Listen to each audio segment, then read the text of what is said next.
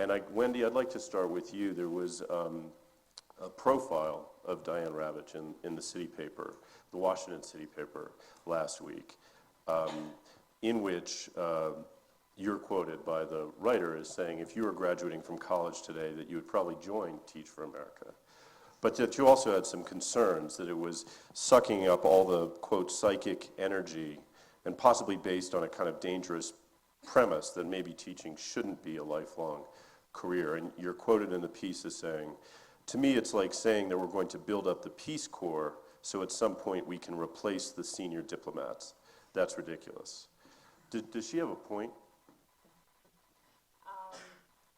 You know, I think a lot of people don't fully understand what we're doing at Teach for America. Really what we're doing is, we believe that this problem of educational inequity is, you know, perhaps our country's most fundamental problem, and we think we need to channel the energy of our very best minds and most promising future leaders against that problem.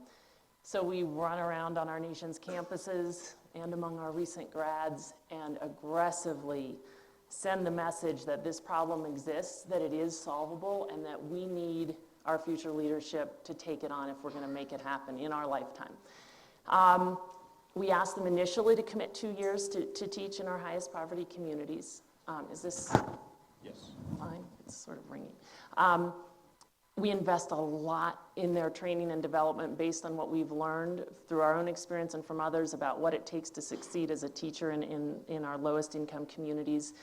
And you know, the idea is that in the short run, we're one more source of talented, committed teachers who will throw themselves in and go above and beyond traditional expectations to meet the needs of kids growing up today and help them, you know, get the opportunities they deserve. And at the same time that there's something just very powerful that happens for those teachers during the 2 years. It is completely transformational for them as well.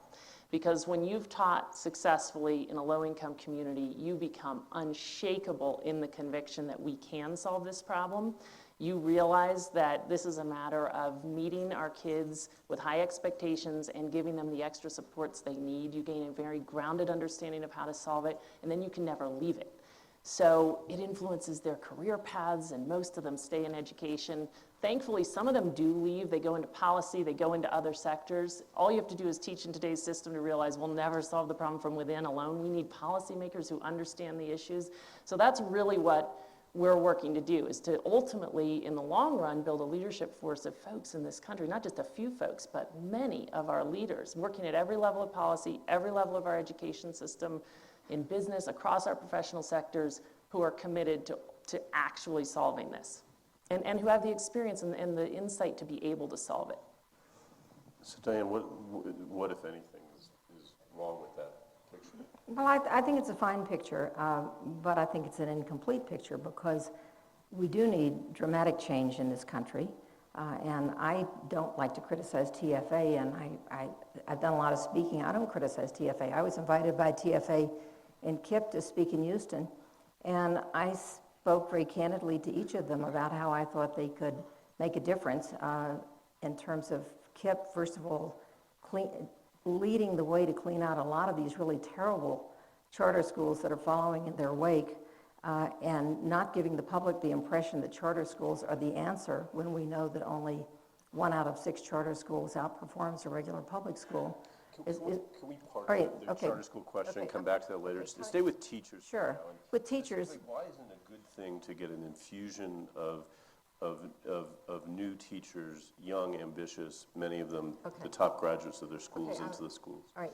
The problem with TFA is giving the impression that this is a systemic answer. We have over 3.5 million teachers in America. There are teachers who are absolutely spectacular, who've come through state universities, who've come through Catholic colleges, who've come through all sorts of backgrounds. They didn't come from an Ivy League background. Right now in this country, teachers are deeply demoralized because they feel that the TFA narrative has sucked out all the air, that if you didn't come from the Ivy League, you're somehow a lesser person. There's a lot of criticism of teachers. That movie, Waiting for Superman, encouraged the criticism. I think that we need much broader, bolder thinking. We need to think about the system of recruiting teachers, of preparing teachers, of supporting teachers, Right now, the single biggest problem in education has nothing to do with TFA. It has to do with the fact that 50% of the people who start teaching leave within 5 years. We have a this huge dropout rate, a revolving door. TFA in some way is part of the revolving door because these wonderful young kids, and I've met many of them, they're idealistic, they're smart, they make a commitment for 2 years, some of them stay longer, many of them don't. They're part of the revolving door.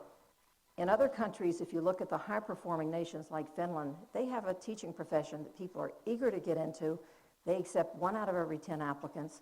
They give them a terrific education. The government pays for their higher education, and no one leaves. It's a career. So my concern is not specifically TFA. I think they're doing a wonderful job. I commend Wendy. There are many things that we agree about, and I think the problem is we need to really change the teaching profession so that people come into it, get the support they need to stay in it, and that we have a real profession rather than this revolving door.